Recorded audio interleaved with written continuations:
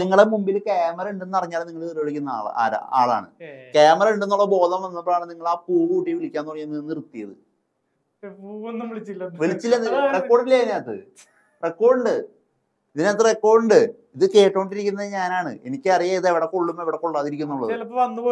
Allen Jose Pereira ഇവനെപ്പോലൊരു കോമാളിയെ ഞാൻ വേറെ കണ്ടിട്ടേയില്ല. കാരണം അമ്മാതിരി കോമാളിത്തനാണ് കാണിക്കുന്നത്. എങ്കിലും വായിൽ നിന്ന് വരുന്നതെങ്കിലും നേരെ ഇരിക്കണം, അതുമില്ല. അത് അതിനേക്കാളും പൊട്ടത്തനാണ് വിളിച്ചു പറയുന്നത്, മണ്ടത്തനമാണ് കാണിക്കുന്നത്, കോമാളിത്തനാണ് ചെയ്യുന്നത്. ഇതാണ് അലൻ ജോസ് പെരേര. ഒറ്റ ടാഗ് ലൈനിൽ പറയാൻ പറ്റിയ സാധനം.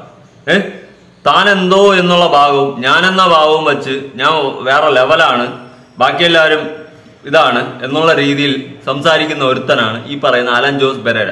കോമാളിത്തനം മാത്രമല്ല, കയ്യിലിരിപ്പ് ഒട്ടും ശരിയില്ല. കയ്യിലിരിപ്പ് ഒട്ടും ശരിയില്ല എന്ന് പറഞ്ഞാൽ വായിന്ന് വരുന്ന വാക്കുകൾ ഒട്ടും ശരിയില്ല. എന്തായാലും അലൻ ജോസ് പെരേര ഒരു ഇന്റർവ്യൂ ഞാൻ കാണാൻ ഇടയായി. அந்த ഇന്റർവ്യൂ பார்த்ததுக்கு അപ്പുറം വന്ന് ഇവനെ പോലെ ഒരുത്തനെ കിഴങ്ങനെ ഞാൻ കണ്ടിട്ടില്ല എന്നുള്ള രീതിയായി. എന്തായാലും കേട്ടു നോക്കാം. നിങ്ങളുടെ കാഴ്ചപ്പാടിൽ മാന്യത ഡിസിപ്ലിൻ ആയിട്ടുള്ള ജോലി താങ്കൾ ചെയ്യുന്ന ജോലിയാണ്. ഡിസിപ്ലിൻ എന്താണ് ഡിസിപ്ലിൻ? ഇപ്പൊ ക്യാമറ എടുക്കുക, ക്വസ്റ്റ്യൻ ചോദിക്കുക, കാര്യങ്ങൾ. മറ്റുള്ളത് എല്ലാവരും വർത്താനം പറയുക, തുപ്പൽ തെറിക്കുക, അങ്ങനെ സംഭവങ്ങളൊക്കെ. ഇപ്പൊ ചെറിയ ലോക്കൽ ടീംസ് ആണെങ്കിൽ, ഹിന്ദിക്കാരാണെങ്കിൽ അങ്ങോട്ടും ഇങ്ങോട്ടും വർത്താനം പറഞ്ഞിരിക്കുക. ആ ഒരു ഇതില്ല, അടക്കം ചിട്ടയില്ല. മറ്റത് ഒരു ഇതുണ്ടാവും, ഒരു വർക്കിംഗ് ടൈം ഉണ്ടാവും. അലൻ ജോസ് പെരേര, നിങ്ങൾ ആദ്യം മനസ്സിലാക്കേണ്ടത്, എന്റെ ചോദ്യം വളരെ സിമ്പിൾ ആയിരുന്നു. മാന്യത ഉള്ള തൊഴിലുകളുടെ ലിസ്റ്റ് നിങ്ങൾ പറഞ്ഞു. മറ്റത് ഒരു ടൈം കീപ്പ് ചെയ്യുക, ഞാൻ പറഞ്ഞു. മാന്യതയുള്ള തൊഴിലില് മറ്റത് മാന്യത ഇല്ല എന്നല്ല, മറ്റത് ഡിസിപ്ലിൻ ഇല്ല ആ തൊഴിലില്. ടൈം ഇല്ല. ടൈം ഉള്ളത് മാത്രമാണ് ഡിസിപ്ലിൻ ഉള്ള തൊഴിൽ. അത് എന്റെ ഒരു മനസ്സിൽ അതൊരു അലമ്പം. അത് ഞാൻ നേരത്തെ ചോദിച്ചത്, നിങ്ങളുടെ മനസ്സിനകത്ത് ഒരു റാസിസ്റ്റ് മനോഭാവം അതില്ല. ഈ രണ്ടുപേരെ വേർതിരിവായിട്ട് കാണുന്ന ഒരു വേർതിരിവ് നിങ്ങൾക്കുള്ളിൽ ലോകത്തല്ലേ, നമ്മളല്ലല്ലോ. ഇപ്പൊ നിങ്ങൾക്കുള്ളിലുണ്ടോ എന്നുള്ളതാണ്. എനിക്കുള്ളിലില്ല. ഇപ്പൊ ഒരു കാർ ഓടിച്ചു പോകുന്ന മനുഷ്യൻ ബൈക്ക് കാറോട് ചൂടാകാറുണ്ട്. ബൈക്ക് ഓടിച്ചു പോകുന്ന ഞാൻ കാറോട് ചൂടാകാറുണ്ട്. അപ്പൊ ഇവ എന്താണ് ഈ പറയണത്? അല്ല, നിങ്ങൾക്ക് എന്തായാലും മനസ്സിലായ അവസാനം കാർ ഓടിക്കുന്നതിലെത്തി, ഡിസിപ്ലിൻ ഇല്ല. ഇതൊക്കെയാണ് ഇവ സംഭവം. ഈ ജോലി എന്ന സാധനം, ജോബ് എന്നൊരു സാധനത്തിനെ പറ്റി ചോദിച്ചു വന്നപ്പോ ഇവൻ പറയുകയാണ് അവിടെ ഡിസിപ്ലിൻ ഇല്ല, ഡിസിപ്ലിൻ ടൈമാണ്, മറ്റതാണ്. ഇവ എന്തിനാണ് ഈ പറയണത്? എനിക്കറിയാൻ പാടില്ല, എനിക്കൊന്നും മനസ്സിലാവണ്ട. അതാണ് മെയിൻ. മനസ്സിലാകുന്നതുകൊണ്ടാണ് നിങ്ങൾക്ക് കൂടി ഷെയർ ചെയ്തത്. നിങ്ങളും കൂടി ഒന്ന് കണ്ടിട്ട് നിങ്ങൾക്ക് മനസ്സിലാവണം, ഒന്ന് നോക്ക്. ആൻടെക് ഡോട്ട് എന്ന് പറയുന്ന ഒരു യൂട്യൂബ് ചാനലാണ് ഈ സാധനം വന്നത്, ഇന്റർവ്യൂ. എന്തായാലും ബാക്കി അങ്ങനെ ഇന്റർവ്യൂ ചോദിക്കുന്ന ആളെ പൊളിച്ചേട്ടാ, ഇവനെ അടിച്ച് അണ്ണാക്കി കൊടുത്ത് ബാക്കിയൊക്കെ. അല്ല, അത് അതുമായിട്ട് ബന്ധപ്പെട്ട് കിടക്കുന്ന കാര്യമല്ല. ഇപ്പൊ അവര് ചാടാ കാണിക്കാറുണ്ട് ബൈക്കുകാരോട്, മനസ്സിലായോ? ഇന്നത്തെ ലോകം അങ്ങനെയാണ്. ഓക്കെ, ഇന്നത്തെ ലോകം എങ്ങനെയായിക്കോട്ടെ, പാവപ്പെട്ടവരെ അംഗീകരിക്കില്ല. പാവപ്പെട്ട ഒരാളെ നിങ്ങൾ അംഗീകരിക്കും. അംഗീകരിക്കും. ഏത് രീതിയിൽ അംഗീകരിക്കും? ഏത് രീതിയിലായിക്കോട്ടെ, പാവപ്പെട്ട ഒരാളെ നിങ്ങൾ അംഗീകരിക്കും. അംഗീകരിക്കും. എന്നാലും എന്തോ പ്രശ്നമുണ്ട്. പാവപ്പെട്ടവരെയാണോ പണക്കാരെയാണോ നമ്മൾ ഒരുപോലെ അംഗീകരിക്കുന്നത്? നമ്മൾ കല്യാണത്തിലേക്ക് വരുമ്പോ അത്രേ പാവപ്പെട്ട കാര്യങ്ങൾ വരുള്ളൂ. അല്ലാണ്ട് കല്യാണം മാത്രമല്ല, റിയൽ ലൈഫിൽ ഉണ്ടോന്ന് മാത്രം പറഞ്ഞാൽ മതി. റിയൽ ലൈഫിൽ നിങ്ങൾ ഇപ്പൊ സംസാരിച്ചത് വെച്ചിട്ട് എനിക്ക് മനസ്സിലായത് നിങ്ങൾക്ക് രണ്ടുപേരും രണ്ടാണ്. നിങ്ങൾക്ക് മാന്യമായ തൊഴിലുകളുടെ ലിസ്റ്റിനകത്ത് നിങ്ങൾ എടുത്തു വെച്ചിരിക്കുന്ന കുറച്ച് തൊഴിലുകളുണ്ട്. മാന്യത അല്ലാത്ത ബാക്കിയൊന്നും ഞാൻ പറയട്ടെ. ഇപ്പൊ എല്ലാവർക്കും PSC ജോലി കിട്ടുന്നില്ല, അതൊരു സംഭവമാണ്, തൊഴിലില്ലായ്മ. അതൊക്കെ ഒന്ന് മാറി കിട്ടിക്കഴിഞ്ഞാൽ കുറച്ചെങ്കിലും. PSC മാത്രമാണോ നല്ലത് തൊഴിൽ? ഐ മീൻ ഗവൺമെന്റ് ജോലി മാത്രമാണോ നല്ലത്? ഇവനെന്ന് വെച്ചാൽ അൾട്ര ഫേക്ക് ആണ്, മനസ്സിലായോ? ഇവന്റെ ഫേക്ക് എന്ന് വെച്ച് കഴിഞ്ഞാൽ ഇവന്റെ മെന്റാലിറ്റി, ഇവന്റെ ഒരു രീതി ഒന്നും ഒട്ടും ശരിയല്ല. കാരണം ഈ പാവപ്പെട്ടവൻ പണക്കാരൻ എന്നുള്ള ചോദ്യമൊക്കെ ചോദിച്ചാൽ അവൻ മോട്ടിവേഷൻ പോലെ സാധനം അടിക്കുകയാണ്, പക്ഷെ സാധനം ഒന്നും വരുന്നില്ല. അതുപോലെ ഇവന്റെ മനസ്സിന് മൊത്തം കുഷ്ടമാണ്. ഇവന് കറുത്ത പെണ്ണ് പിടിക്കത്തില്ല, വെളുത്ത പെണ്ണ് മാത്രമേ പിടിക്കത്തുള്ളൂ. അതെന്തോന്നാണ് കറുപ്പും വെളുപ്പും എന്ന വേർതിരിവും കാര്യങ്ങളും. ഞാൻ അന്നൊരു വീഡിയോയിൽ പറഞ്ഞിട്ടുണ്ടായിരുന്നു, അവന്റെ ഒരു പേഴ്സണൽ ചോയ്സ് ആയിക്കോട്ടെ എന്നുള്ള രീതിയിൽ ഞാൻ പറഞ്ഞു. പക്ഷേ ഇപ്പൊ എനിക്ക് ഇവനെ അങ്ങനെ പറയാൻ തോന്നുന്നില്ല. കാരണം ഇവന്റെ വായിൽ നിന്ന് വരുന്ന എല്ലാം ഇങ്ങനെയാണ്. ജോലിയുടെ കാര്യമായാലും പാവപ്പെട്ടവൻ പണക്കാരൻ എന്നുള്ള വേർതിരിവ് കാര്യങ്ങളെല്ലാം വെച്ച് വിളയാടുന്ന ഒരുത്തനാണ് ഇവൻ. ഇവൻ അത്രയും കീടാണുമാണ്. ഇവന്റെ സംസാരവും ഇവന്റെ പെരുമാറ്റ രീതിയും ഒന്നും ഒട്ടും ശരിയല്ല. ഇവ ഒരു പൊട്ടണ പോലെ അഭിനയിക്കുകയാണെന്നാണ് എനിക്ക് തോന്നുന്നത്. കാരണം അവന്റെ മനസ്സ് മൊത്തം വിഷമാണ്, വിഷം. ആ ഒരു ജോലി, അവന്റെ ഉള്ളിലുള്ളതൊക്കെ വരുന്നുണ്ട്. ഇന്റർവ്യൂ നല്ല ചോദ്യങ്ങൾ ചോദിക്കുന്നുണ്ട്, എല്ലാം എടുത്തറിഞ്ഞത് ഇങ്ങനെ ഇരിക്കുകയാണ്, കിളിയും പറഞ്ഞു ബാക്കിയൊക്കെ കിട്ടിക്കഴിഞ്ഞാൽ അവർക്ക് 60 വയസ്സ് കഴിഞ്ഞാൽ അത്യാവശ്യം. ഐ റിപ്പീറ്റ് മൈ ക്വസ്റ്റ്യൻ, അതായത് ഗവൺമെന്റ് ജോലി മാത്രമാണോ നല്ലത്? പണ്ടൊക്കെ ഉണ്ട് ഒരു സംഭവം ഉണ്ടായിരുന്നു, ഗവൺമെന്റ് ജോലി ഉള്ളവരെ മാത്രമേ പെണ്ണ് കെട്ടിക്കൊള്ളൂ എന്നൊരു സംഭവം ഉണ്ടായി. അങ്ങനെയുള്ളവർക്ക് ഗവൺമെന്റ് ജോലി ഉണ്ടാക്കാൻ വേണ്ടി കുറെ പേര് ശ്രമിക്കാറുണ്ട്. അപ്പൊ നിങ്ങൾക്ക് അങ്ങനെ ഒരു ധാരണ നിങ്ങളുടെ മനസ്സിലില്ല എന്നാണ് പറയുന്നത്? അതായത് ജോലികൾ തമ്മിലുള്ള വ്യത്യാസം ഇല്ല, ഒരിക്കലും വ്യത്യാസമായിട്ട് കാണുന്ന പലരും ഉണ്ടാവും. പലരുണ്ടാവും എന്നുള്ളതല്ല, നിങ്ങൾ തന്നെ ചോദിച്ചപ്പോ നേരത്തെ പറഞ്ഞ കാര്യങ്ങള് ഇപ്പൊ നിങ്ങൾ മാറ്റി പറയാണ്. എനിക്ക് ഈ മേഖലയോട് താല്പര്യം ഇല്ലെന്ന് മാത്രമേ ഉള്ളൂ. എനിക്ക് ചെയ്യാൻ താല്പര്യമില്ല എന്നുള്ളത് മറ്റുള്ളവർ ചെയ്യണ്ടെന്ന് ഞാൻ അല്ല, നിങ്ങൾ ചെയ്യാൻ താല്പര്യം ഇല്ല എന്നല്ല നേരത്തെ പറഞ്ഞത്. മാന്യമായ തൊഴിലും മാന്യമല്ലാത്ത തൊഴിലും തമ്മിൽ നിങ്ങൾ ഡിഫറൻഷിയേറ്റ് ചെയ്തു. ഞാൻ പറഞ്ഞ മറ്റുള്ളവരായിട്ടുള്ള ഒരു കമ്പയർ ചെയ്ത് ഞാൻ പറഞ്ഞതാണ്. മറ്റുള്ളവരുടെ ഒരു മെട്രോപൊളിറ്റൻ ലൈഫിൽ ആളുകളെ ബഹുമാനിക്കുന്നത് ഈ ഒരു 5 മേഖലയാണ്. ഒന്ന് ഡോക്ടർ, എഞ്ചിനീയർ, പൈലറ്റ്. ആ മേഖലയിൽ തന്നെയുള്ള വ്യക്തികളാണ് നിങ്ങൾ ബഹുമാനം കൂടുതൽ. നടൻ. നിങ്ങൾ അങ്ങനത്തെ ആൾക്കാരെയാണ് കൂടുതലായിട്ട് ബഹുമാനിക്കുന്നത്. ആണ് കൂടുതലായിട്ട് ബഹുമാനിക്കുക അങ്ങനത്തെ ആൾക്കാരായിരിക്കും. വഴി ക്ലീൻ ചെയ്യുന്ന ഒരു വ്യക്തിനെ, അല്ലെങ്കിൽ ഒരു സാറേന്നല്ല, നിങ്ങൾ സാറെ കൂട്ടിയിട്ട് കഴിഞ്ഞിട്ട് അതിന്റെ അപ്പുറത്ത് പറയാൻ പോയ വാക്ക് എനിക്കറിയാം. സാറ കഴിഞ്ഞിട്ട് നിങ്ങളെ വായയിൽ വന്ന വാക്ക് എനിക്കറിയാം. മനസ്സിലായോ? ഇതാണ് ഞാൻ ഇത്ര കാലമായിട്ട് പറഞ്ഞുകൊണ്ടിരിക്കുന്നത്. നിങ്ങൾ പിടുത്തം വിട്ട് കഴിഞ്ഞാൽ തെറി വിളിക്കുന്ന ആളാ. എടാ, വലിയവന്മാരെ മാത്രം താങ്ങി നടക്കുന്നതല്ല ഒരു മനുഷ്യന്റെ വാല്യൂ എന്ന് പറയുന്ന സാധനം, മനസ്സിലായോ? താഴ്ന്ന ജോലി ഉയർന്ന ജോലി എന്ന് പറഞ്ഞ് വേർതിരിച്ച് കാണുമ്പോൾ തന്നെ നിന്റെയൊക്കെ മനസ്സിലെ വിഷം എനിക്കറിയാം, മനസ്സിലാവുന്ന ഉണ്ട്. ഇപ്പൊ താഴ്ന്ന ജോലി ഉയർന്ന ജോലി, ഞാൻ ഒരുത്തനെ അങ്ങനെ ഓവറായിട്ട് വെക്കുമ്പോൾ, ഞാനിപ്പോ സാധാ ജോലി ചെയ്യുന്നാലും ഭയങ്കര അങ്ങ് മറ്റേ ഹൈടെക്കിലിരിക്കുക ജോലി ചെയ്താലും ചേട്ടാന്നേ വിളിക്കത്തുള്ളൂ. ആ ഒരു ലെവലിൽ തന്നെ നമ്മൾ സംസാരിക്കുന്നത്, മനസ്സിലായോ ചേട്ടാ? അങ്ങനെ ആ ഒരു ലെവലിൽ, അല്ലാതെ ഇവിടെ താഴ്ന്ന ജോലി എന്നോ ഉയർന്ന ജോലി എന്നോ, ഉയർന്ന ജോലിയുള്ളവന്റെ അടുത്ത് പോയി അടിമയായിട്ട് നിൽക്കുക, അങ്ങനെയൊന്നുമില്ല. നീയൊക്കെ സാഹചര്യവും സന്ദർഭവും കണ്ട് പണമുള്ളവന്റെ പിറകെയും ഉയർന്ന ജോലിയുള്ളവന്റെ പിറകെയും നാറിയ വേലയ്ക്ക് പോകുന്നവന്മാരാണ് നീ എന്നാണ് എനിക്കിപ്പോ നിന്റെ ഒരു മെന്റാലിറ്റി എന്ന് എനിക്ക് മനസ്സിലായി. പാവപ്പെട്ട ഒരു അന്നുള്ള അന്നത്തിന് വേണ്ടി ജീവിക്കുന്നവരെ നിനക്ക് വെറും പട്ടി വിലയാണെന്ന് എനിക്ക് മനസ്സിലായി. നീ മറ്റേ എന്തോ എന്താ മാതിരി ഇതാ നീ ഇറുക്കളെ. ചുമ്മാ അല്ല ഗതി പിടിക്കാത്തത്, മനസ്സിലായ?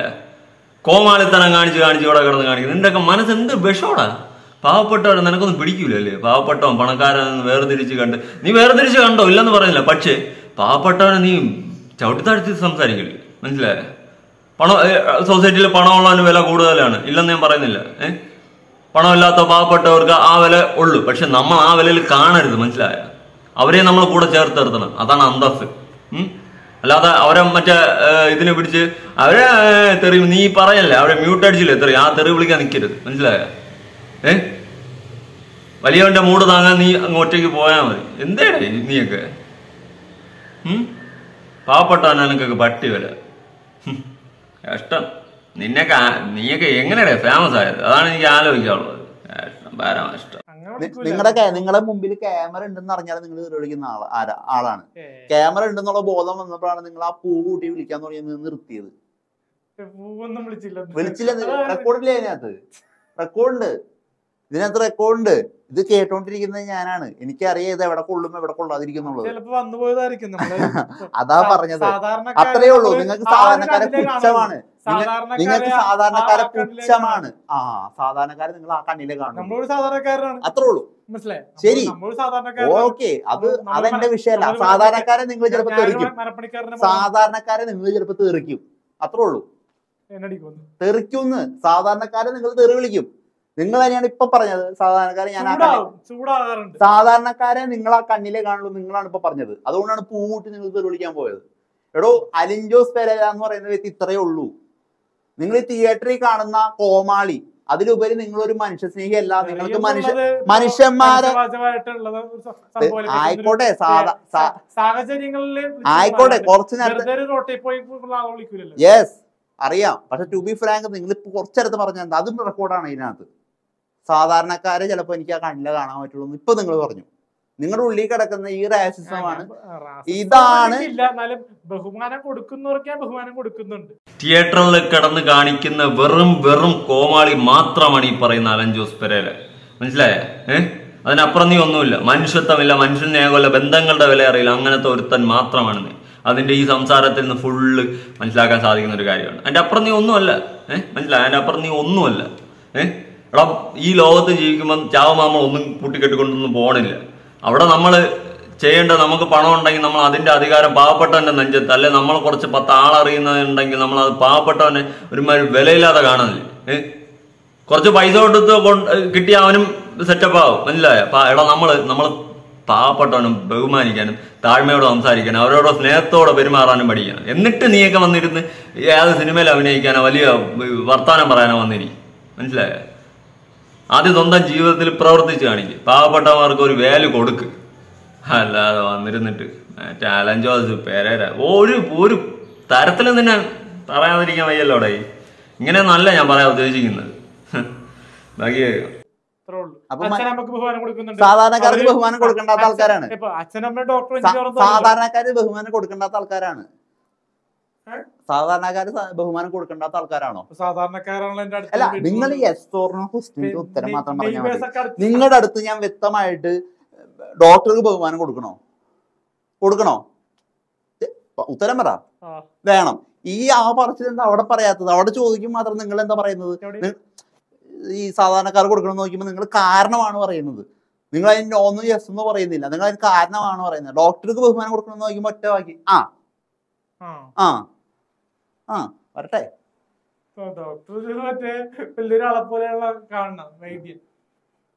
അതുള്ളൂ. ഞാൻ കൂടുതൽ ചോദിച്ചും കണ്ട് വിഷമിപ്പിക്കുന്നില്ല.